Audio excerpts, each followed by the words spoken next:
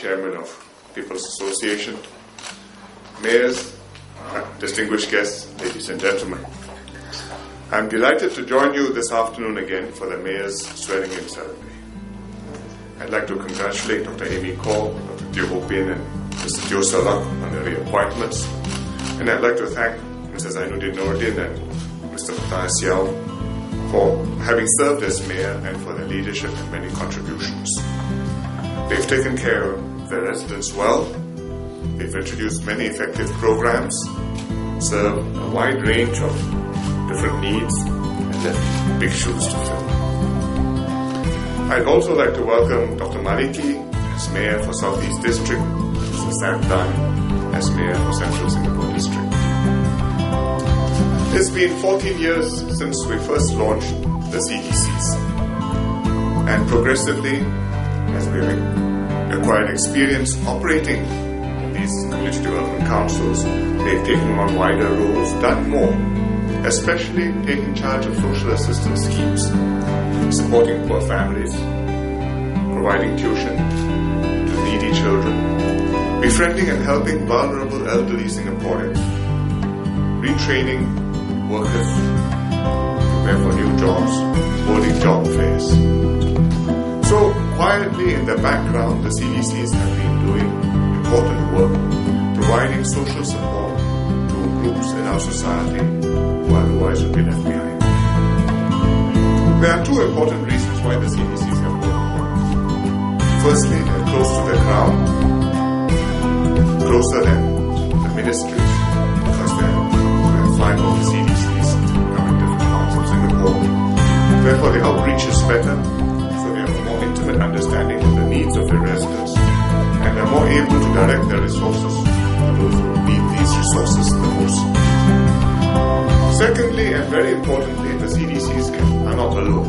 They tap on community support, and they get help from corporations, from grassroots organizations, from VWOs, and many other organizations. And I hope that these different groups will continue to contribute funds and manpower to work with the CDC, and most important, to mobilize volunteers so that they can deliver the services with a human touch. And this way, we not only multiply the resources to help the needy, but at the same time, make sure that the resources are delivered sensitively, with the right touch, and we foster a caring community. The CDCs are working hand in hand with these other groups in many different ways. I'd just like to cite a couple of examples. For example, Southeast CDC has a program called Walk for Rice at Southeast. And they partner NTUC Fair Price to do this. It involves the grassroots, the schools, the VWOs. And last year, 19,000 participants walked for rice, and they raised 500,000 bowls of rice, enough to benefit 7,000 needy families. Other CDCs have similar programs. Central CDC, Central Singapore, has a nurture program, which does weekly reading and enrichment for young children from low-income families. They started with one center 4 years ago. Now we have 16 centers.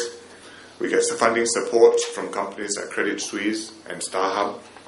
And we have lots of volunteers, 1,400 of them, from the grassroots, from the VWOs, from the schools, or from the company staffs. And these serve as friends and role models to more than 2,000 children, improving their English, giving them a stronger foundation in life. So the government, through the CDCs, has been working to enhance our social safety net. And we will continue to enhance our social safety net as we move forward. And the CDCs will be key agents to ensure that the help is delivered promptly, efficiently, and accurately, and in a discriminating way to individuals and families most in need. As we continue to improve and refine our safety net and increase our support to groups in need, the CDC's responsibilities will grow. And I'm confident that it will rise to the challenge, do more outreach, explore more programs, gather more volunteers, be more effective. And this way you will give good support to advisors, grassroots leaders and residents, and thus ensure that the additional resources which the government will put into this will be able to deliver good results. The mayors play key roles in this because you are leading and motivating the councillors, the grassroots leaders and volunteers. You are encouraging new ideas to help the community and, most importantly, serving the people with all your heart. So I urge the mayors to use the next few years well, evolve the CDCs as the needs change, but always remember the basic, what we call the ABCs. Assist the needy, bond the people, and connect the community. But continue to try new ways to engage a changing population. Because as the world changes, we must stay abreast and ahead of it. So I wish you all the best as you take on these missions and work to serve Singaporeans better. Thank you very much.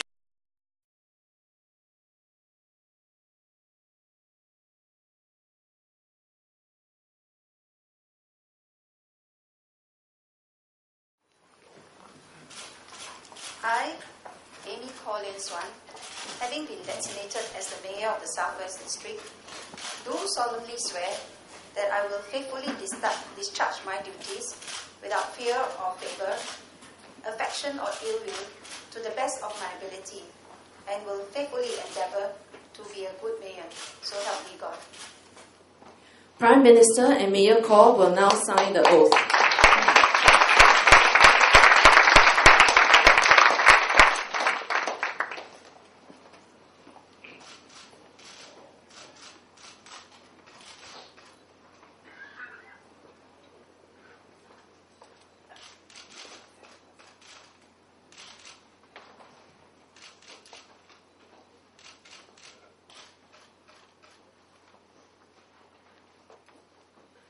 Prime Minister will now present the Certificate of Appointment and Mayoral Badge to Mayor Khaw.